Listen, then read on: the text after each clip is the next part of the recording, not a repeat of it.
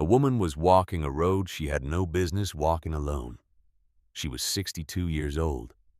She had gray in her hair and sun in her face and hands that had been working since before most people now living could remember her doing anything else. There was no horse, no mule, no wagon, just a canvas bag worn across one shoulder. The kind a person carries when they have learned to take only what they can carry themselves. The road from Pueblo ran east through the lower canyon and then climbed 11 miles through scrub oak and limestone before it flattened into high country. The kind of country where the sky sits closer than it should and the wind never stops having something to say. In October of 1879, the aspens along the creek bed had already turned their gold shaking in the afternoon air, like something that knows it cannot hold on but tries anyway. She had come from Nebraska originally, from a stretch of prairie that had been hers and her husband Elias's for 17 years before it stopped being either of those things. That was 2 years ago now. Since then, she had been moving. Not running, not searching exactly. Just moving the way people move when they have not yet found the reason to stop. She was 62 years old and she had nothing. And she was walking toward a gate she had never seen before. And she was already reading everything wrong with it from 100 yards away. The San Juan Range stood to the west. The peaks held their first snow against a sky the particular blue of late afternoon in the high country. A blue so clean and cold, it looked like it had been scrubbed. Below the peaks, the land rolled down through pine and aspen, and meadow grass gone gold at the edges.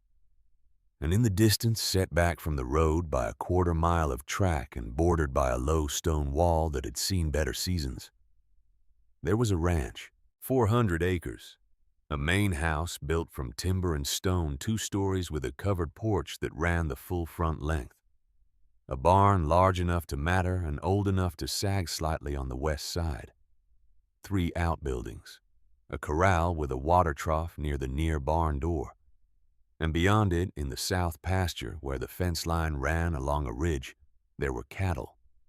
Herefords, mostly moving in the slow collective drift of animals that are neither hungry nor satisfied, just existing in the way cattle do.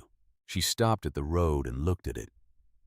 She did not look at it the way a stranger looks at a place they do not know. She looked at it the way a person looks at a problem they are already beginning to solve. Her eyes moved from the cattle to the fence line, to the water trough, to the roof line of the barn. They moved slowly, and they moved with the particular attention of someone who has spent a lifetime reading what land and livestock say when they are not trying to say it. The fence along the south ridge was down in 2 places. She could see that from where she stood, the posts leaning out at angles that meant they had been that way for more than a few days. She could see that the water trough by the near barn had a crack running along its eastern face, the stain of slow leakage darkening the stone below it. She could see that the cattle in the south pasture were drifting toward the break in the fence, with the patient, purposeful drift of animals that have been thinking about doing something for a while and are close to deciding. She picked up her bag and walked up the track to the gate. Inside the house, Bess Whitfield was at the kitchen window. She was 65 years old and had been looking out that particular window for 32 years, long enough to know every variation of what the road outside it could bring. She had seen neighbors and strangers and men looking for work, and men looking for trouble, and once, memorably, a Methodist preacher who had gotten turned around somewhere in the canyon and arrived looking like he had reconsidered most of his beliefs. She had not seen what she was seeing now in a long time. A woman walking alone up the track. Her husband Earl sat at the kitchen table with the ranch ledger open in front of him, and the look he wore every morning when the numbers said what they always said lately, which was that things were closer to the edge than a man who had worked this land for 30 years had any right to be. He was 67 years old. He had been large, once large in the way of men who build things with their bodies for decades, and the years had redistributed some of that, but not all of it. He still had the hands. He still had the bearing. What he had lost was the extra margin, the room between what the ranch needed and what he could give it. And every morning the ledger reminded him of exactly how narrow that margin had become. Someone on the road, Bess said. He did not look up. Ryder, she paused. Walker. That made him look up. They had one son. Had. Thomas had died in the winter of 1874. A fever that came fast and left nothing to argue with. He had been 24 years old, and he had known this land the way some people know music, not by learning it but by feeling it. And the 5 years since had not made that fact easier to carry. They had only made it more familiar to carry, which is a different thing entirely. They had been running this ranch alone since then, the two of them. It was wearing them down in the way that honest work and private grief wear a person down, not breaking them but grinding them slowly. The way water works on stone, until one day you look at yourself and realize you are considerably less than you were. And the process has not stopped. Earl was 67 years old, and there were mornings when getting to the barn felt like a negotiation, and afternoons when the fence line seemed longer than the day allowed. He knew this. He did not say it out loud. He wrote it in the ledger without words every morning when the numbers did not balance. He stood and came to the window and looked. She was at the gate now. She had stopped and she was taking off her hat, holding it in both hands in front of her the way people do when they are approaching something and want to be seen approaching honestly. She was an older woman, gray-haired, built slight but not frail, wearing clothes that had been good once and were now functional and no more. She had a canvas bag over one shoulder. She was looking at the house not with the calculation of someone sizing up what they might take, but with the attention of someone trying to understand what they are looking at before they speak about it. Earl watched her. Then she walked to the door and knocked. Bess opened it. She opened it before Earl could say not to, which was a thing she had been doing for 32 years, and which he had stopped commenting on because it had never changed anything. The woman at the door held her hat in both hands. Up close, she was older than she had seemed from the window, 60 or past it, with the particular weathering of someone who has spent most of their life outdoors and has not been sheltered from what that means. Her eyes were gray and steady, not calculating, not desperate. Just steady the way eyes get when a person has learned that the first few seconds of a conversation often determine everything that comes after. Ma'am, she said. She said it the way you say a word that is also an acknowledgement of the entire situation. The word and the apology for being there, and the request and the dignity, all of it compressed into one syllable. My name is Harriet Vance. I have been on the road since Pueblo. She paused, and in the pause she seemed to make a decision about how to say what came next. I can see from here that your south fence line is down in 2 places. She glanced toward the pasture. Your water trough near the near barn has a crack along the east face. You are losing water every hour it goes unpatched. She looked back at Bess. I know cattle. I know fence work. And I know water, and I know what a herd looks like when it is thinking about moving somewhere it should not go. She held Bess's eyes. I can see your cattle from here. They are thinking about that fence. Behind Bess, Earl's chair scraped back. He came to the door and stood beside his wife, and the woman's posture changed slightly. Not fearful, just more formal, the adjustment a person makes when the person with the final decision enters the conversation. Where are you from? He said. Nebraska originally. I have been working ranches since '77. Earl looked at her the way he looked at everything. Slowly. Without hurry. Taking inventory. He looked at the canvas bag, at the boots that had been resoled with what appeared to be saddle leather, at the hands that held the hat, at the particular quality of stillness in her face. What happened in Nebraska? He said. She met his eyes without looking away.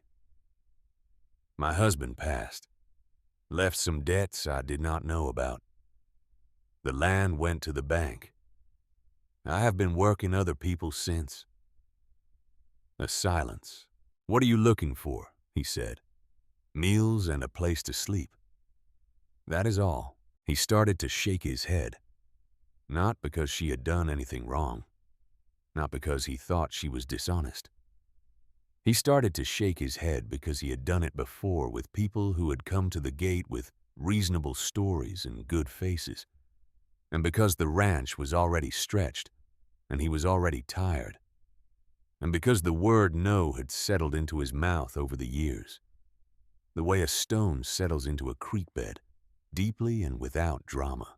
And then from the south pasture, from the direction they had all stopped looking for, just long enough came a sound. It was not the normal sound of cattle. It was not the low complaint of animals that are hungry or restless or disagreeably cold. It was the sharp carrying sound of cattle that are frightened. A sound that travels across distance and does something specific to the back of the neck of anyone who has ever run livestock. A sound that means something has gone wrong and the window to fix it is closing. All three of them turned. Harriet was already moving. She did not run. She walked fast with the particular economy of motion of someone who has learned not to waste energy on anything that is not the problem. She was through the gate and down the fence line before Earl had finished processing what he was hearing. "Wait," he called. She did not wait. What Earl and Bess saw in the next minutes was this: the border collie they called Griff, who had been somewhere along the east fence doing what border collies do when no one is watching them, came tearing across the south pasture at a flat run and positioned himself at Harriet's left side, as if he had been working with her for years. The cattle in the south pasture were moving toward the broken section of fence with the collective urgency of animals that have decided. Harriet moved along their flank at the angle you move at when you want to redirect a herd rather than stop it, which is different and requires understanding how cattle think, which most people who have not spent decades with cattle do not know. She understood it. Earl went for the gate at a pace that surprised him. Bess stood on the porch and watched. What happened over the next hour would have been unremarkable on a working ranch with a full crew. With one 62-year-old woman, a borrowed dog, and a rancher who was older than he used to be, it was something else. They brought the herd back. All of them, every head accounted for, brought back from the broken fence and settled in the north pasture before the light faded entirely. Harriet moved through the work without comment, without drama, with the absolute focus of someone who has done this so many times that it has become a kind of language she speaks, rather than a skill she performs. When it was done, she stood at the north gate and looked at the herd. Then she looked at the south fence. Then she looked at Earl. "Your lead cow on the left flank," she said. "The roan. She has been off her feed for 2 days at least. Look at how she is standing. Look at where her head is." She paused. "The two behind her are the same." Earl looked. It took him a moment because the light was going and because he was tired and because he had been looking at these animals every day, and sometimes you stop seeing what you are looking at when you see it too often. But he looked where she was looking, and he looked the way she was looking, and then he saw it. The 3 cows were standing the way cattle stand when something is wrong inside them that they cannot fix by moving or resting. Their heads were low in a specific way. Their ears were at an angle that meant discomfort rather than attention. "How long?" he said. She shook her head slightly. "Long enough." She looked at him directly. "If they pass it to the rest of the herd, you will lose animals before morning." He felt the cold of that statement settle into him. "What do you need?" he said. "An hour in your barn. Whatever grain you have that has gone slightly sour." Dried yarrow if you have it, or something like it. She paused. A fire if you can manage one near the barn door. He looked at her for a long moment. Then he said, I will get the wood. She worked through the night. Earl checked on her twice. The first time around 9 in the evening, he found her moving through the stalls with a quiet deliberateness that made the animals calm, rather than nervous. She had something in a tin bucket that smelled sharp and fermented, not unpleasant exactly, but deeply particular. The kind of smell that is very old and knows what it is doing. She was working it into the feed of the 3 affected cows in small amounts. And the roan that had been standing wrong was standing differently now. Not right yet, but attentive. Her ears tracking Harriet with the particular attention cattle give to things that are helping them. What is that? He asked. She looked up. Something I learned a long time ago. She went back to what she was doing. He asked who she had learned it from. She was quiet for a moment. There was an old woman in the hill country of Kansas. A healer, the way women in those places learn to heal when there are no doctors and no money for doctors. She paused. She learned from her grandmother. Her grandmother learned from people who had been in those hills since before any of the maps we use had names for them. She had this way with sick animals, a way that used fermented things. Things that had already changed once, to help the body change back toward what it should be. She looked at the cow. She told me once that an animal sick in this particular way needs sour before it needs sweet. Needs the thing that has already broken down to help it break down what is wrong. She always said it as if it were as obvious as sunrise. He stood there for a moment in the barn doorway. He was not a man easily moved by things he did not understand. He had spent 67 years being skeptical of what he could not see and measure. But there was something in the barn that night that was not easy to argue with. Something in the stillness of those 3 animals. Something in the way Griff lay at the barn door, watching Harriet work with his head on his paws, and his eyes fully open, the eyes of a dog that has decided it is exactly where it should be. Earl went back to the house. He did not sleep particularly well. At dawn, Bess was the first one up. She walked to the kitchen window in the gray light, before the sun came over the range, and she looked toward the barn, and she stood there for a moment with her coffee cup held in both hands. Then she turned and called to Earl. He came to the window. The 3 cows were standing in the near pasture, standing the right way, heads up, ears easy, moving with the fluid, unhurried motion of animals that have no reason to feel bad. Behind them, the rest of the herd moved in the slow morning way of cattle that have had a peaceful night.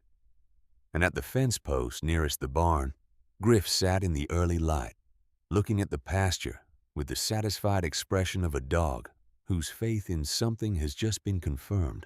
Harriet came out of the barn. She had clearly not slept.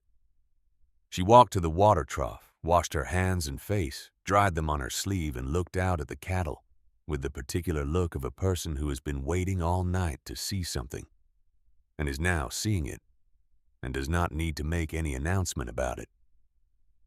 Earl went out. He stopped next to her at the fence. They stood there together for a moment looking at the herd.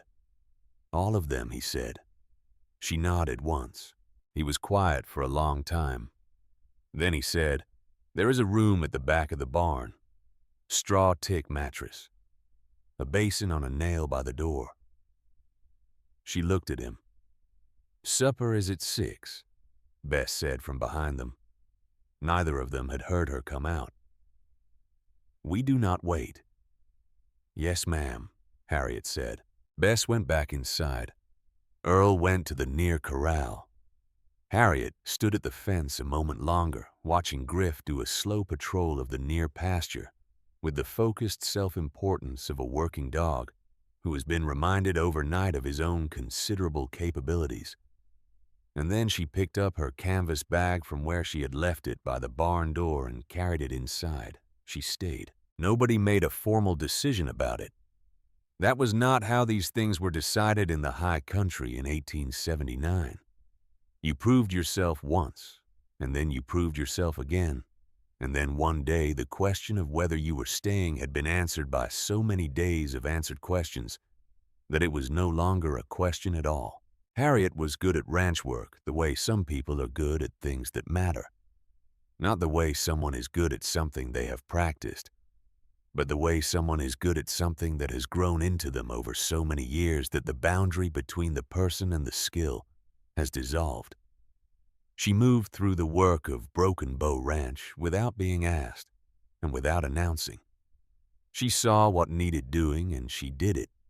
And what she produced was not merely adequate, but right, the kind of right that you recognize when you see it, even if you cannot entirely explain why. She started with the fence. The south fence line at Broken Bow ran along a ridge for almost 3/4 of a mile before it turned east and came down through a stand of old pine to the creek.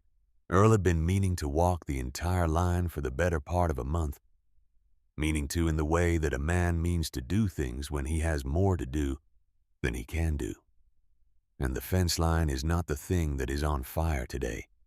The 2 breaks she had seen from the road were the breaks he knew about.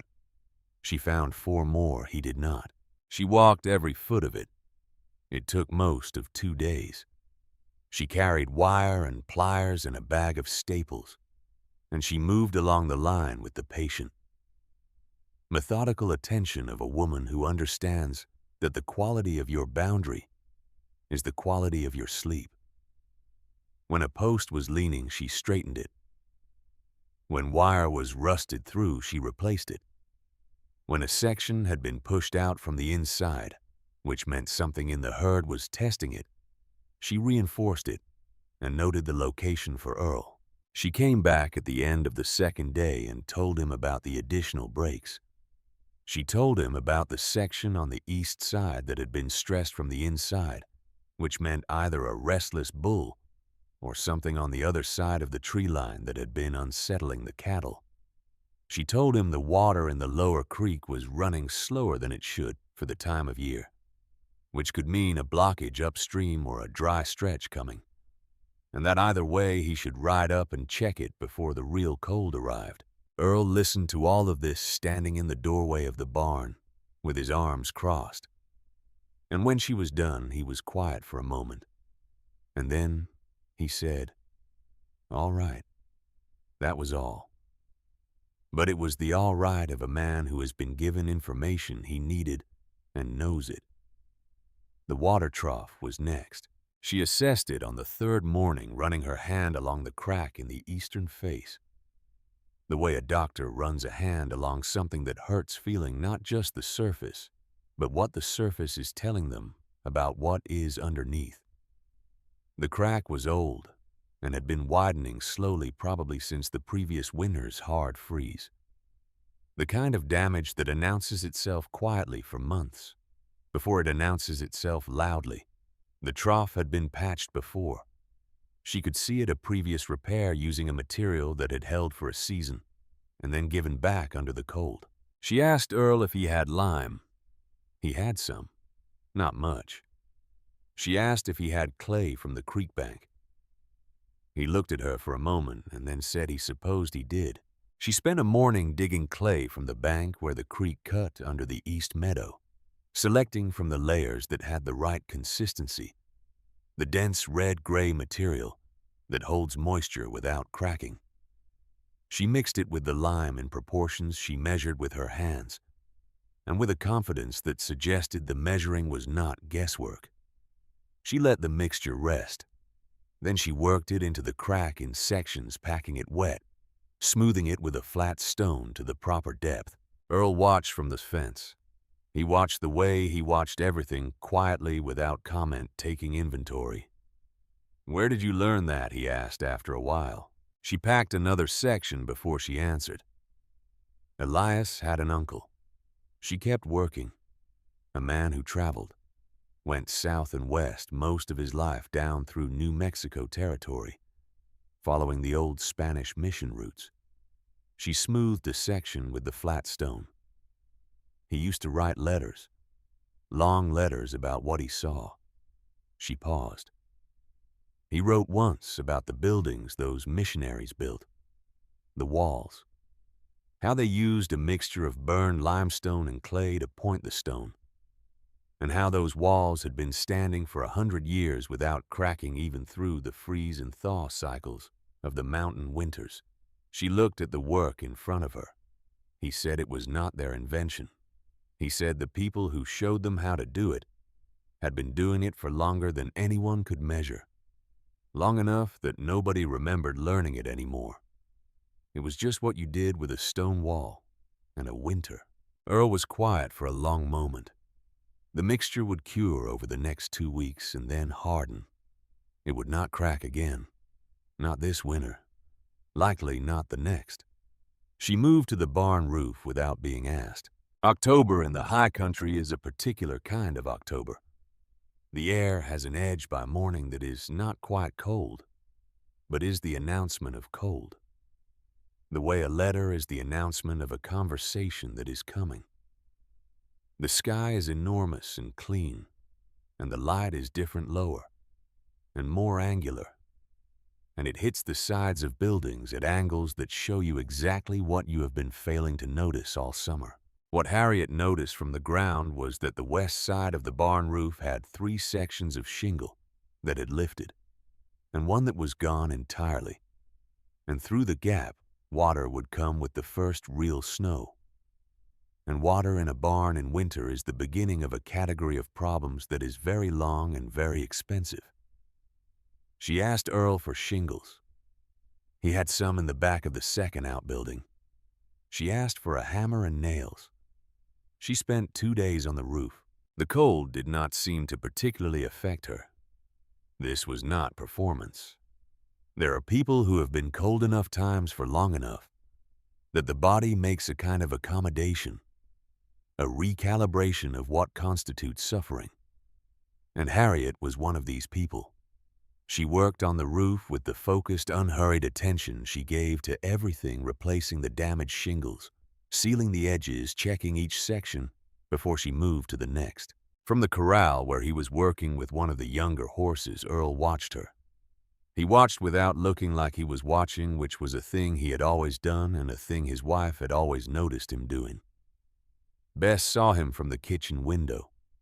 She stood with her hands in the flour, and she watched her husband watch this woman on the roof of his barn, and she thought about things she did not say out loud. There is a particular kind of watching that is not surveillance and not curiosity. It is the watching you do when something reminds you of something you have lost, and you are not sure yet whether that reminder is a gift or another version of the same wound. Bess had seen Earl look at young men over the years, at the sons of neighbors, at ranch hands who had a certain way of working, and she had always known what that look was, and she had never said so. She recognized the shape of it. She knew what it cost him. This was the same look, but the person on the roof was not a young man. The person on the roof was a woman 10 years younger than Earl, gray-haired and deliberate, with the unhurried sureness of someone who has been doing hard work their whole life and has made a kind of peace with it. And the look on Earl's face was the same and yet not the same, and Bess stood at the window with flour on her hands and tried to understand the difference. She did not arrive at a complete answer, but she thought about it for a long time. The evenings were where the days accumulated into something. Harriet ate supper at 6. She had not been late once. She came in from whatever she had been doing, and she washed at the basin by the door, and she sat at the table with Earl and Bess, and she ate without ceremony, and she listened more than she spoke. She was not unfriendly. She was not closed. She was simply the way some people are after they have been alone for a long time, present, but not pushing, willing to receive conversation, but not reaching for it. Bess reached for it. Bess had been reaching for things all her life. It was what she did. She had reached for Earl when reaching for Earl was not the obvious choice. And she had reached for this land, when this land was just a description on a piece of paper. And she had reached for the life that was possible here when the life that was actual was very hard in ways she had not anticipated. Reaching was what kept things going. She knew this about herself, and she had made her peace with it. She asked Harriet questions, not intrusive ones at first. Practical ones, the kind that are really just a door. Questions about places she had been, about the ranches she had worked, about what she had seen in Nebraska before. Nebraska stopped being what it was. Harriet answered. Not fully at first. Not the way a person answers when they trust the questioner, but the way a person answers when they respect the question, which is a beginning and sometimes is enough. She talked about the land in Nebraska, the particular flatness of it after the canyon country of Colorado, the way the sky behaves differently when there is nothing to interrupt it. She talked about the ranch near Kearney where she had worked the previous spring, a widow woman running 500 acres with 2 hired hands and more determination than either of them. She talked about cattle with the ease of someone discussing a language they have spoken all their life. She did not talk about Elias.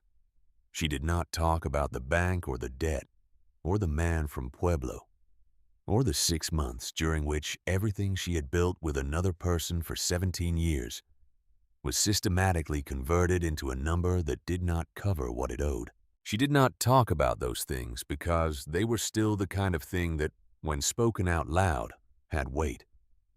Not the weight of grief exactly, she had carried that for 2 years, and she knew its dimensions now. The weight of incompletion. The weight of something that has not yet found its ending. It was on a Thursday evening in late October that Bess set down her mending and asked the question she had been not asking for 3 weeks. What happened, she said. In Nebraska. The whole of it. Earl looked up from the book he was not really reading.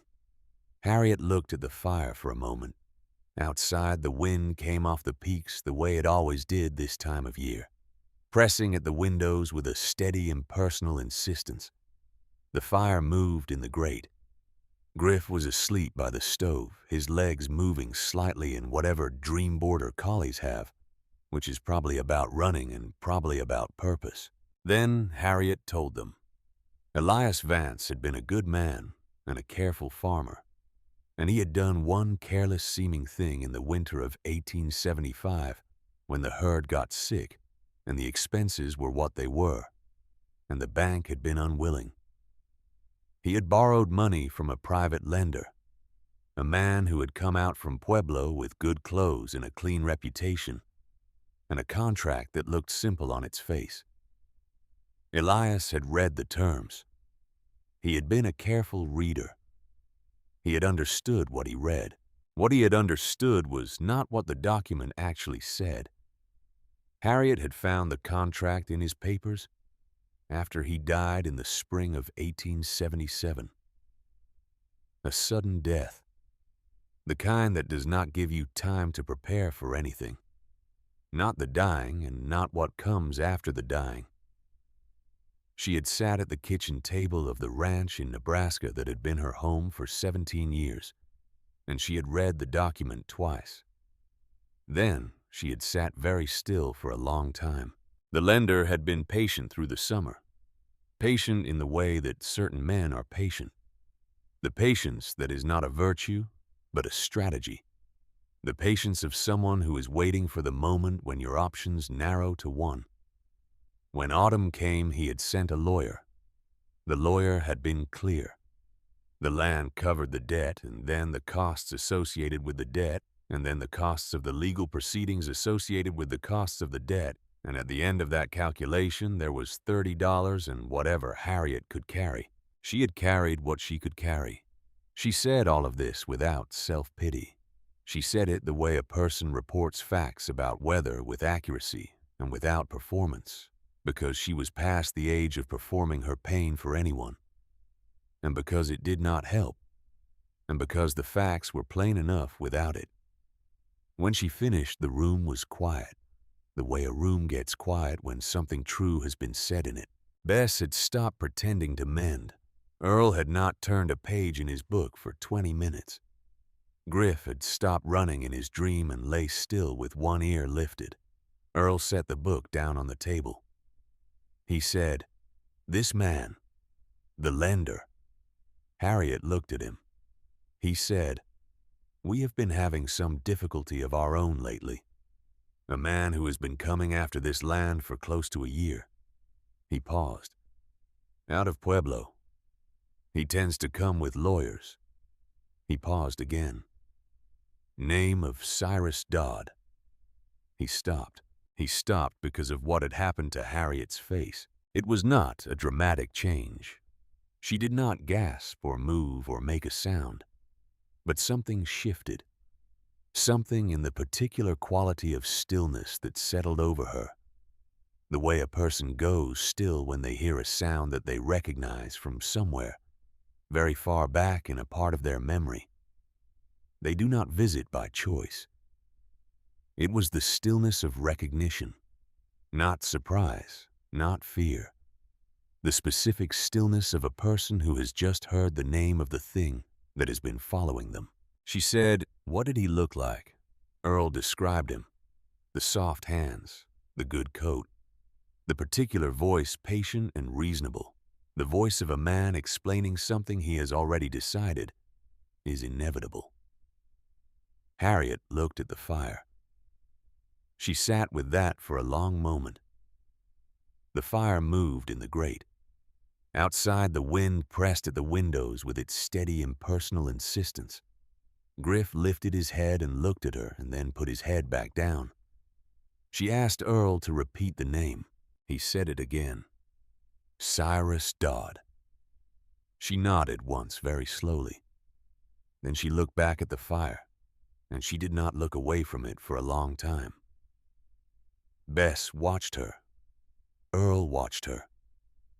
Neither of them spoke. There are moments when what a person needs is not to be spoken to but to be witnessed. And both Earl and Bess Whitfield had been alive long enough to know the difference without being told. After a while, Harriet said goodnight. She said it quietly, the way you say something when the word you are using is not the only thing you mean. She took up her coat from the hook by the door, and she walked across the yard to the barn. Griff got up from his spot by the stove and followed her without being called. He had been doing that for 3 weeks now. Inside the barn in the room at the back, Harriet lay down on the straw tick mattress and pulled the blanket to her chin and looked at the dark above her. She could hear the cattle in the near pasture, the low, settled sounds of animals that are warm enough and fed enough, and have no particular complaint with the night. She lay there for a long time with her eyes open. She had known something was following her out of Nebraska, not following the way a person follows another person with intention and direction. Following the way unfinished things follow you, the way a story follows you when it does not have an ending yet, trailing along behind you, without asking, without announcing, simply part of the weather of being who you are. She had not known it had a name. It had a name now. Outside, the stars were the dense scatter of stars that only exists at elevation in October. The kind of sky that makes you feel small and significant at the same time. The aspens along the creek had gone past their gold. Their branches were bare against the dark, moving in the wind, with the spare, clean elegance of things that have let go of everything they do not absolutely need. Griff lay at the foot of the bed. His breathing was slow and even. Harriet lay in the dark and listened to the cattle and to the wind and to the dog breathing. And she thought about what she was going to do with that name. She thought about it for a long time. The night Cyrus Dodd came to Broken Bow Ranch, he came with 2 men who wore their guns low and their expressions lower, men whose professional function was not so much violence as the implication of it. The particular kind of implication that does its best work at 10 o'clock on a cold November night when honest people are trying to sleep. Harriet heard them before she saw them. She was in the back room of the barn, not yet asleep, lying on the straw tick mattress, with her eyes open in the dark, the way she spent most of her nights now. And she heard the sound of 3 horses moving at a pace that was not casual and not hurried, but the specific pace of people who know where they are going and have already decided how the conversation is going to go. She heard Griff's low sound, not a bark. Something shorter and more contained, the sound a dog makes when something is wrong in a way that has not yet declared itself. She was up before she finished hearing it. She put on her coat. She pulled on her boots. She did not reach for anything else because there was nothing else to reach for, and because she had lived long enough to know that walking toward a thing empty-handed sometimes communicates more clearly than walking toward it armed. She came out of the barn into the cold of the November night, and she could see them at the gate. 3 horses, 3 men. The man in front was heavier than the other 2, older, wearing a coat that cost more than the other men's horses, and he sat in the saddle the way men sit, who have hired other men to do the hard parts for so long that the sitting has become its own kind of authority. Behind her, the house door opened. Earl's boots on the porch boards, the sound of a rifle being handled. She heard him. She did not turn around. She walked to the gate. She was 62 years old. She was wearing a canvas coat over her work clothes, and her gray hair was loose from its braid, and there was no weapon visible anywhere on her person. And she walked to that gate the way she walked to everything, at the pace of someone who has decided that the way you approach a thing determines half of how it goes. She stopped at the fence. She looked up at the man in the good coat. "Help you," she said.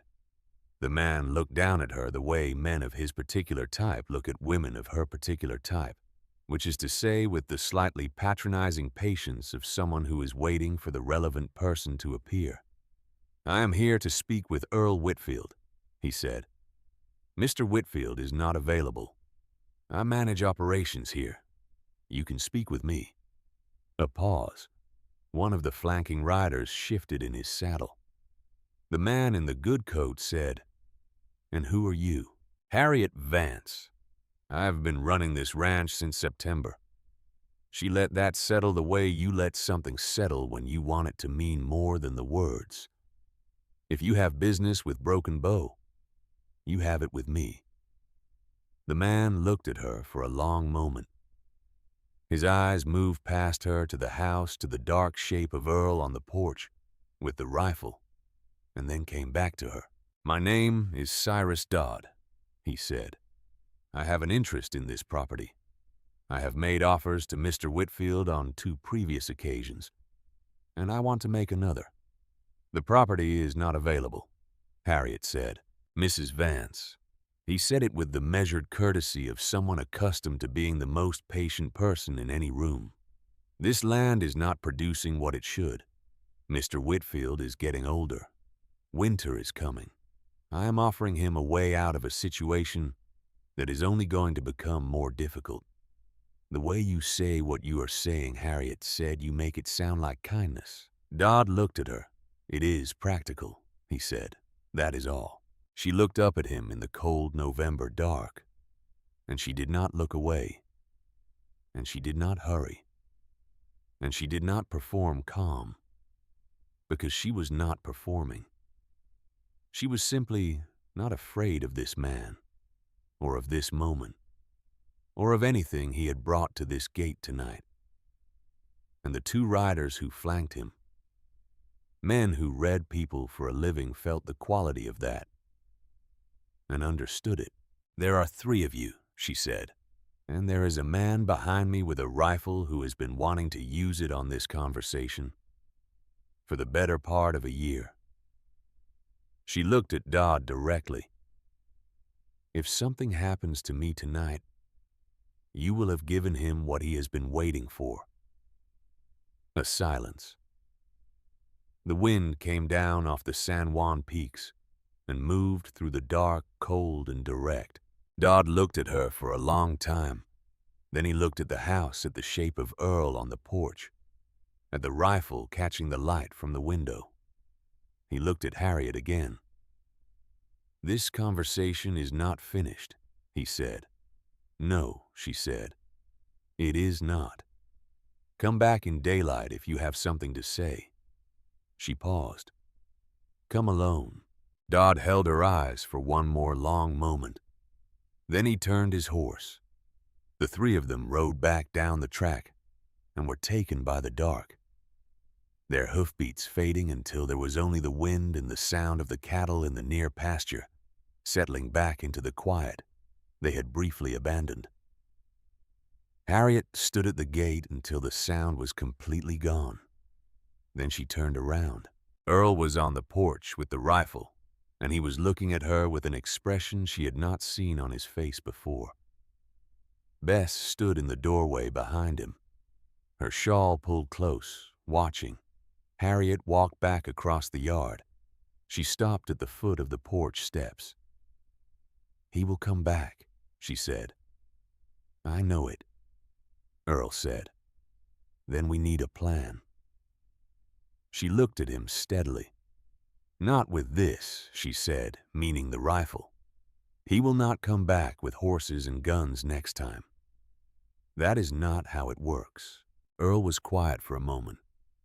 He lowered the rifle. "Come inside," Bess said. They sat at the kitchen table. The fire was down to coals, and Earl built it back up without being asked. And for a few minutes the only sound was the fire finding itself again, and the wind at the window and Griff settling under the table with a long exhale. Then Earl went to the back of the pantry. He came back with a bottle. Not the cooking whiskey, not the bottle that lived on the shelf and got used a regular amount. This was a different bottle, dark glass, the kind that lives at the back of a shelf behind other things, and comes out only for occasions that justify the distance it has traveled to reach the present moment. He set it on the table. He poured 2 glasses. He pushed one across to Harriet without asking. She looked at it. Then she looked at him. He said, "You stood at that gate and you were not afraid." She said, "I was afraid. I just did not let it be the loudest thing." Something moved through his face.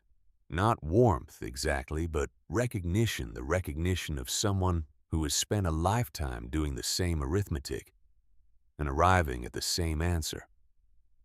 He turned his glass in his hands. He looked at the table. "I had a son," he said. Harriet waited. "Thomas. He would have been 29 this past February." He paused. "He died in the winter of '74. A fever. The kind that comes fast and does not give you any room to negotiate." The fire moved in the grate. "He knew this land," Earl said. "The way you know it. He could read a fence line and a water table, and he knew which pastures held through the dry years and which ones did not. He used to walk the perimeter in the evenings, not because I asked him to, but because he wanted to know every foot of it." He paused. He was going to take it over. Not just the work of it, but the whole thing, the understanding of it. He stopped. Bess had not moved from her chair. She was looking at her husband with the quiet attention of a woman who has heard this, said in the silence of their shared life for 5 years, and is now hearing it said out loud for the first time in a long while. "I have been trying to run it alone since then," Earl said. "Him and me." He put his glass down. "It is not the same." "No," Harriet said. "It would not be." He looked at her. The whiskey was good, old and smooth in a way that meant someone had been patient about it, which is the only way whiskey gets to be that way. They sat there for a while without talking, which was its own kind of conversation. The kind that happens when something true has been said, and the room needs time to hold it. Bess watched her husband look at Harriet. She recognized the look. She had seen its outline before in other contexts in other years. She had always understood its source, and she had never resented it because it was not about replacement. It was about continuity. It was the way Earl Whitfield looked at the possibility that the things he had spent his life building might continue past the limit of what he could physically build. She thought about Thomas. She thought about how grief does not leave. It learns to share the house with other things, and the other things matter. Dodd did not come back with horses. He came back with paper. It arrived 17 days later by way of the county clerk's office in Durango. Delivered by a rider Harriet did not recognize, a young man in a town coat who handed over the document with the particular awkwardness of someone who knows what they are carrying and would prefer not to be associated with it. The document was 12 pages. It cited a territorial agreement from 1861, an agreement made between landholders in the San Juan Basin and a predecessor organization to the current county government, establishing shared rights to certain waterways running through the region. The creek that crossed the southern edge of Broken Bow Ranch, the creek that fed the water troughs, that watered the cattle, that kept everything that needed water alive. Through the dry months, that creek was named in the agreement. The document argued that Cyrus Dodd, through a series of land acquisitions, held a majority interest in the entity's party to the original agreement, and that he was asserting his rights under that agreement to a controlling share of the water flowing through the named waterway during the dry months of the year. Without that, water Broken Bow could not run cattle. Without cattle, Broken Bow was not a ranch. Without being a ranch, it was just 400 acres of mountain land that an older man and a woman were trying to hold together against a winter that was coming regardless. Earl read it at the kitchen table. He read it twice. His face during the reading was the face of a man who is being told something he cannot immediately argue with, and the inability to argue is the worst part of it. He sent a rider to Durango for the lawyer. The lawyer was a man named Aldrich, who had handled Earl's land claims since the original purchase. He was older now, small and precise, with the manner of someone who has spent 30 years reading documents that were designed to say one thing while meaning another. He arrived on the second day, and he sat at the kitchen table and he read the document, and he did not say anything for a long time. When he spoke, he said the agreement was real. He had seen documents like it before. They were a remnant of the territorial period agreements made in the years before Colorado had proper statehood, when the rules about water were less clear, and men like whoever had stood across a table from Earl's predecessors in 1861 had taken advantage of that unclarity. He said the argument Dodd was making was aggressive but not impossible. He said that fighting it would take time and money. How much time, Earl said. 16 months if we are fortunate. Possibly longer. How much money? The lawyer named a figure. Earl was quiet. Bess was quiet. The figure was not catastrophic. It was simply more than what was on hand. After a year that had not been generous, and fighting it would mean that whatever was left would not carry them through the following spring. And the following spring was when the cattle needed to be sold. And if the cattle were sold under duress, rather than on good terms, the price would reflect that. Aldrich said he would do what he could. He said it in the voice of a man who means it, but who also understands that what he can do and what would be sufficient are not necessarily the same amount. He left before dark. Earl sat at the table after he left. He did not open the ledger. The ledger was already telling him what it always told him, and he did not need it to tell him again. He sat with his hands flat on the table and he looked at the window. Bess saw it. She had never seen that specific look on his face in 32 years. Not when the cattle had gotten sick in 68. Not when the barn roof had collapsed in 71. Not when Thomas died. This was different. This was the look of a man who does not know which direction to push. Harriet was not in the kitchen when the lawyer came. She had been working the east fence in the afternoon, and she came in after supper and ate her meal and listened to Bess describe what had been said. When Bess finished, Harriet looked at the table for a moment, and then she said good night and went to the barn. In the barn, she sat on the edge of her bed, and she thought. She had known since the night Dodd came to the gate that guns were not his primary tool. Men who came with guns in the dark were making a statement, not an argument. The statement was meant to wear you down, to make you feel the size of what you were holding against the size of what was coming for it. But statements were not the same as strategy, and Dodd was a strategic man. She had understood that in Nebraska. She had understood it again at the gate.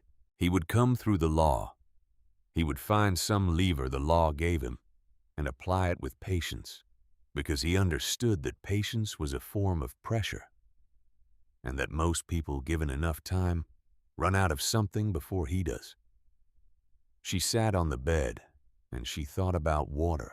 Not about the legal document, about water itself, about the way water moves through land, the way it finds paths that are not obvious from the surface, the way it pools and runs and seeps through material that looks solid from above and is not solid below. She thought about something she had learned a long time ago, in a way that had never left her. She had learned it from Elias, not directly. Elias was not a man who knew things about underground water, but Elias had been a curious man, a man who corresponded, who wrote letters to people he had met in his years of travel.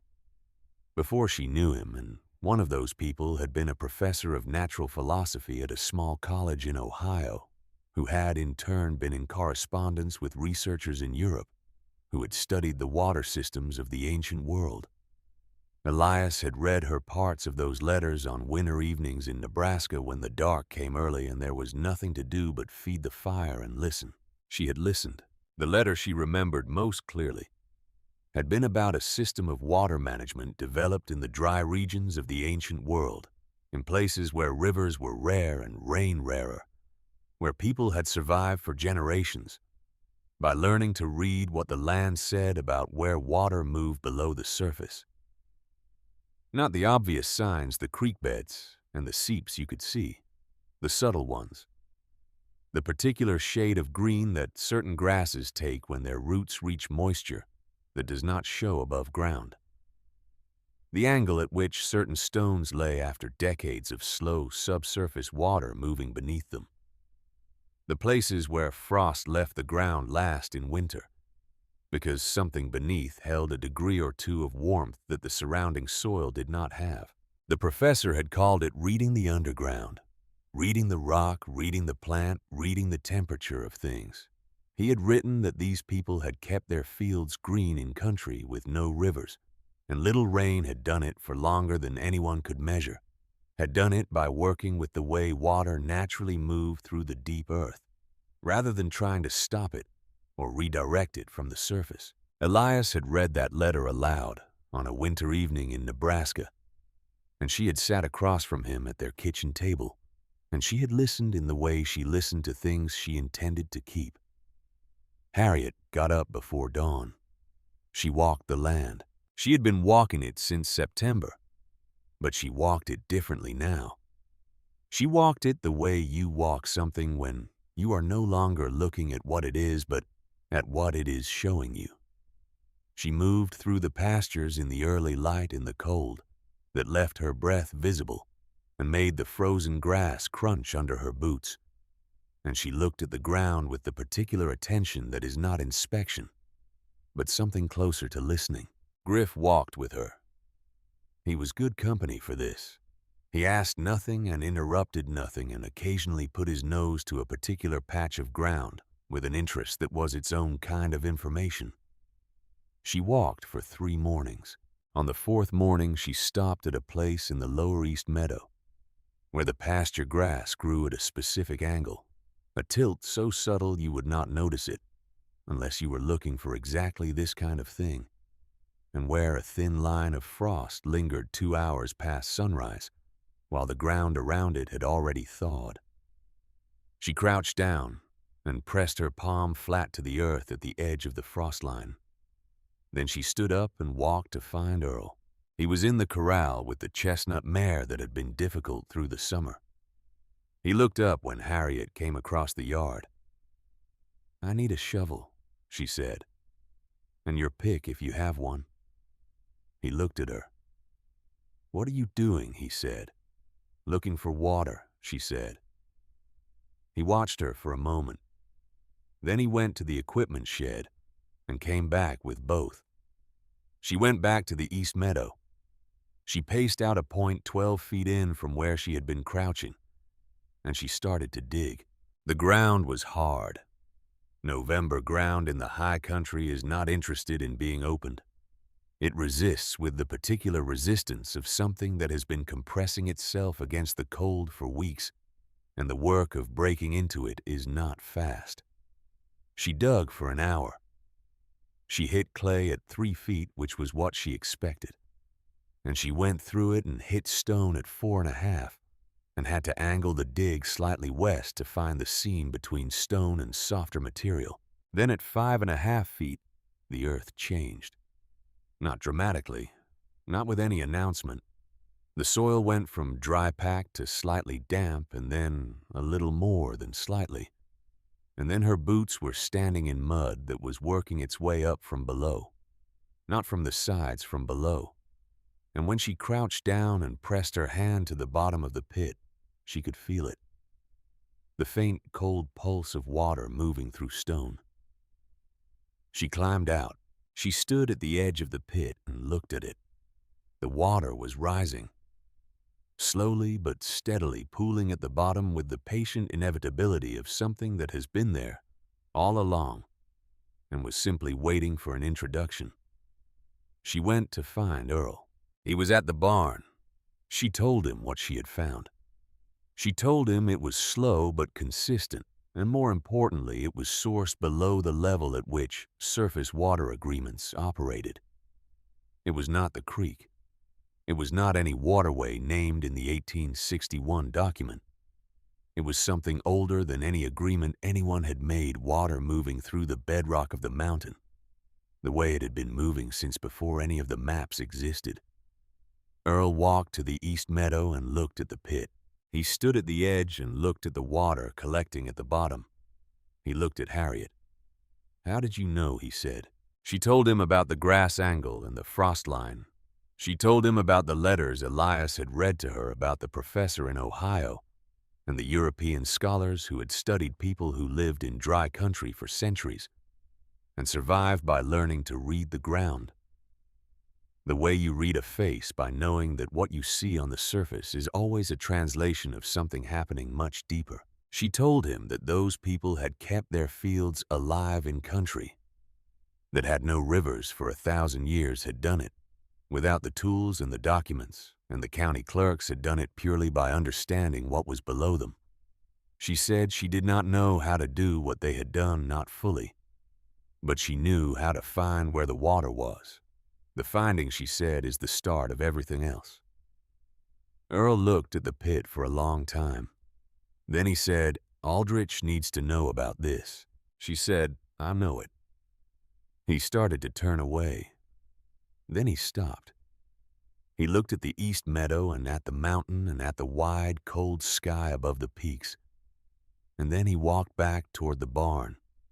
And Harriet watched him go and understood that what he had not said was something he did not quite have words for yet.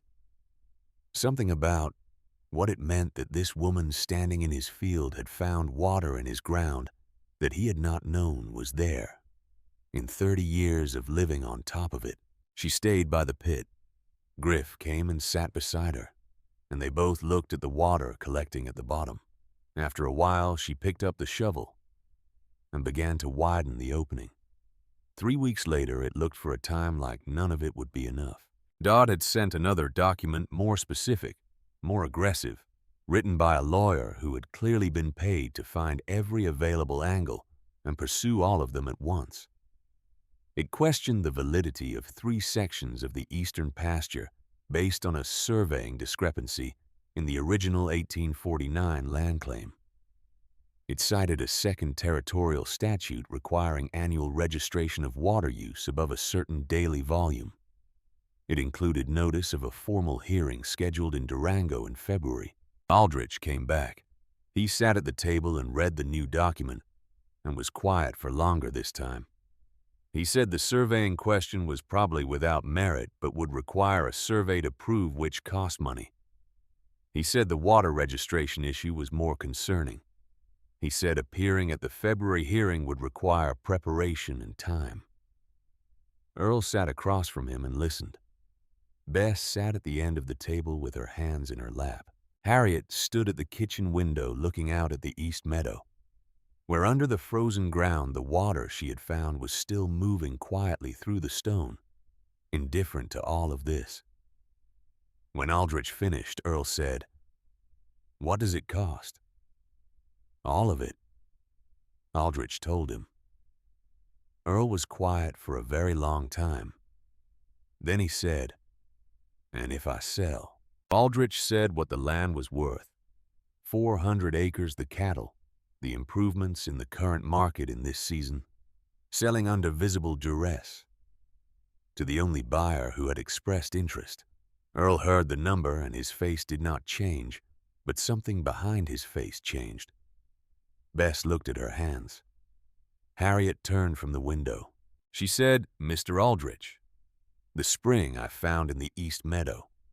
If it is documented as an independent water source not connected to the creek source below the level of surface water rights, does that change what Dodd can do with the creek claim?" Aldrich looked at her. She said, if Broken Bow has an independent source, adequate for its cattle and its operations, his creek argument loses its force. He is arguing that controlling the creek means controlling the ranch. But if the ranch does not need the creek to survive, he has argued himself into nothing. The room was quiet. Aldrich set down the document. He said the spring would need to be assessed, its volume measured and documented over time. It would take until spring at the earliest to have numbers worth presenting. Harriet said, "Then we document it this winter." Earl looked at her. She looked back at him, and her face was the same steady face it always was. And there was something in it that was waiting to see what he would do with what she had just handed him. He turned back to Aldrich. "Do what we need to do about the hearing," he said. "In the meantime, Mrs. Vance will document the spring." Aldrich gathered his papers. He left an itemized list of what would be needed, a timeline, a summary of the key legal points in plain language. He was a good lawyer in the specific way that the best lawyers are good not by being smarter than the problem, but by being more thorough than it. He was at the door when Harriet said his name. He turned. "Are you familiar with cases in other counties?" she said. "Disputed land claims, water rights, the same kinds of arguments Dodd is making here." Aldrich said he had seen similar cases. "Dodd specifically," she said, "or approaches like his. Other ranches, other families." He was quiet for a moment. Then he said he had heard of 2 such cases in the past 3 years. One in the county north, one over the state line into New Mexico territory. Harriet nodded once. She said if those cases had witnesses willing to document what was done to them, would that be useful? Aldrich looked at her for a long moment. He said it could be very useful, depending on what they had to say. She thanked him. He left. Earl looked at her across the kitchen. She did not explain herself. She went to the barn. She came back after an hour carrying 4 sheets of paper, and she sat at the kitchen table and she wrote by lamplight for a long time. She wrote 4 letters. One to a woman in the county north whose name she knew only from a passing reference in a letter Elias had received years ago. the wife of a rancher who had lost his land to circumstances that had sounded in the brief telling very familiar. One to a land agent over the state line who had been named in a document she had encountered years back in relation to a disputed sale. One to a former neighbor in Nebraska who had mentioned in passing a man from Pueblo's soft hands, and a patient voice who had come around with documents that were not what they appeared to be. One to a woman whose name she had heard from the owner of the ranch where she had worked the previous spring. A woman in another county who was still in the middle of fighting the same kind of argument Broken Bow was now facing. She wrote each letter with care. She wrote what she knew. She wrote what she had experienced. She wrote what she believed connected these experiences and what it might mean if the connections could be made visible. She sealed each letter and addressed each one and set them by the door to go to Durango in the morning. Then she lay down on her bed, and for the first time in several weeks, she fell asleep before midnight. The morning Dodd came back in daylight was a cold morning in the first week of December. The sky was white from horizon to horizon with the particular white that means snow is deciding whether to happen. The cattle were in the near pasture. Earl was at the south fence. Harriet was at the east meadow recording measurements in the small notebook Aldrich had left her for that purpose. She heard the horses on the road, and she noted the time in her notebook, and she walked back across the meadow toward the gate. 3 horses again. Dodd and a man she did not recognize who carried a satchel. The shape and weight of someone who carries documents for a living, and one of the riders from the first night. The quieter one, the one who had read the situation correctly, and she suspected had advised caution afterward. She arrived at the gate before Earl. She was aware of Earl moving toward the fence from the south pasture behind her. She was aware of Bess appearing at the front door of the house. She kept her attention on the gate. Dodd dismounted this time.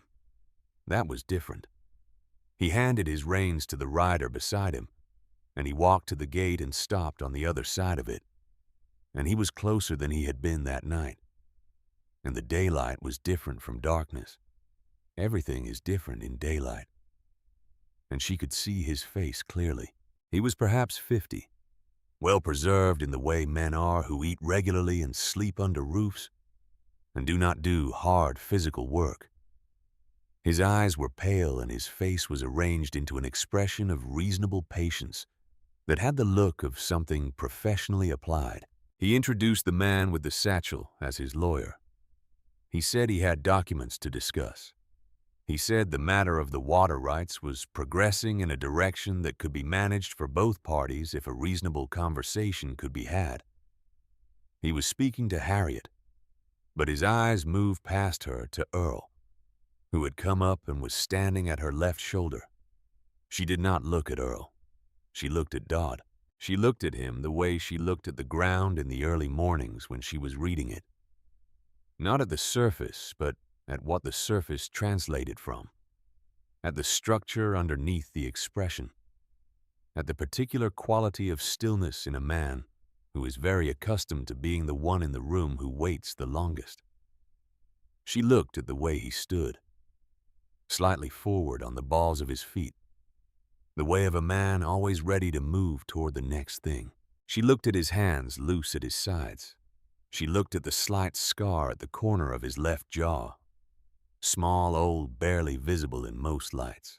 In the winter of 1875, she and Elias had sat at their kitchen table in Nebraska, and a man from Pueblo had sat across from them. The light had been low. It was late in the day. The man had been patient and clear, and the documents had looked like what they were described to be. And Elias had signed, and she had stood behind Elias and watched. And she had looked at the man's face in the low winter light, and she had seen that scar at the corner of his jaw. She had thought about that scar many times in the 2 years since, not because it was distinctive. It was barely visible. But the mind holds on to small details when it needs to hold on to something when everything else is being taken away. She stood at the gate on a cold December morning in Colorado, and she looked at the scar at the corner of Cyrus Dodd's left jaw. The man in the good coat who had sat across the table from her and Elias in Nebraska in the winter of 1875 and laid out the terms of a loan that was not what it appeared to be. This was that man. The same hands, the same weight on the balls of his feet, the same patient voice already beginning its careful explanation of what was inevitable. She stood at the gate and she looked at him and she said nothing about the scar. Nothing about Nebraska. Nothing about Elias or the table or the documents or the 6 months that had followed and taken everything. She said, "You can direct any further communication to our attorney in Durango. His address is known to the county clerk." She said it in a voice that was completely level. Dodd stopped speaking. He looked at her. "Broken Bow is not for sale," she said, "and its water is its own. We will see you at the February hearing." She held the gate closed between them. Dodd looked at her for a long moment. She held his eyes without looking away, and she let him read whatever he was reading in her face, and she did not help him read it, and she did not try to stop him. He said something quiet to his lawyer that she did not catch. Then he took his reins and mounted and looked at her one more time from the saddle. Something passed across his face, something she could not quite name, not concern, more like adjustment. The microscopic recalibration of a man who has just encountered a variable that was not in his calculation. He rode back down the track. His lawyer followed. The rider followed. Harriet stood at the gate and watched them go until the road was empty, and the only sound was the wind and the distant movement of the cattle, and somewhere behind her, the sound of Griff padding across the frozen yard to sit beside her. She stood there for a moment with her hand still on the gate. Then she walked back to the barn. She had 4 letters going out in the morning. She thought she might write a 5th. The winter came in the 3rd week of December, and it came without apology. It came the way winters come in the high country, when they mean it not, gradually, not with the slow cooling that gives a person time to adjust and prepare, but all at once, a hard drop in temperature overnight that turned the mud in the yard to iron and coated the water troughs with a skin of ice by morning, and made the cattle in the near pasture turn their backs to the north and stand together with the collective patience of animals that understand something is going to be hard and have accepted it. Harriet woke in the back room of the barn that first real morning of winter, and she lay still for a moment, and she listened to the cold. There is a sound to extreme cold that most people do not notice because they are too busy responding to it. It is the sound of wood contracting and stone settling and the particular silence that falls when the usual sounds of a landscape, the insects, and the small animals and the movement of green growing things have gone quiet. It is a very old sound. Harriet had been listening to it her whole life, and she did not find it frightening. She found it clarifying. Cold removes everything that is not essential, and what remains is exactly what you have to work with. She got up. She put on every layer she had, which was 3, and she put on her coat over those, and she pulled her boots on in the dark, and she went to check the spring. She had been checking it every morning for 6 weeks, every morning since she had widened the pit and lined its walls with stone to keep them from collapsing, and rigged a simple wooden frame over the opening to keep surface debris from falling in. Every morning she came to the east meadow in the early light, and she crouched at the edge of the opening and she looked, and she took out the small notebook Aldrich had left, and she wrote down what she saw.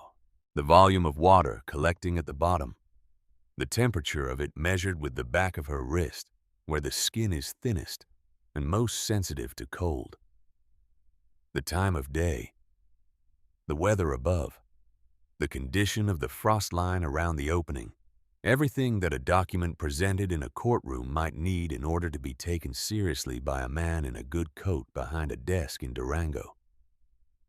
The morning the real cold arrived, she crouched at the edge of the pit and looked in. The water was moving, not the surface water, not the creek. That had frozen in the night, the top layer gone to ice while the water below ran slow and cold beneath it. But in the pit in the east meadow, the water that came from below the stone was still moving. It moved slowly with the particular patience of water that has been moving through rock for longer than anyone alive has been measuring it, and intends to continue doing so, regardless of what the temperature is above ground.